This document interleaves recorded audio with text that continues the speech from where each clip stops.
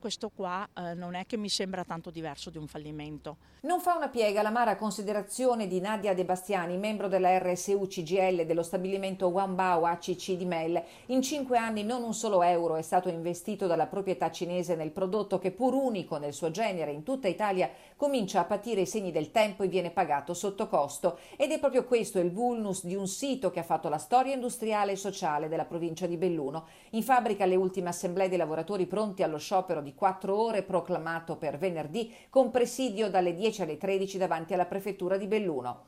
Al prefetto, dice Mauro Zulian della FIM CISL, diremo che date le premesse è necessario trasferire al governo ciò che potrebbe significare la chiusura dell'azienda leader mondiale nella produzione di compressori che ha insegnato a fare fabbrica ai massimi livelli. Che clima si respira in fabbrica? In fabbrica sono tutti demotivati, sono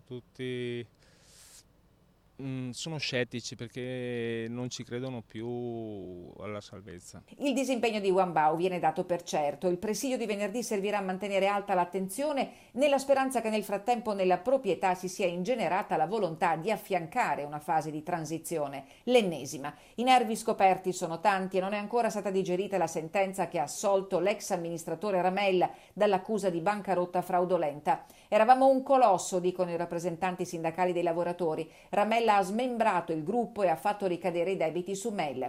La situazione attuale è figlia di quella gestione. L'incubo è una bomba sociale che stavolta rischia di esplodere.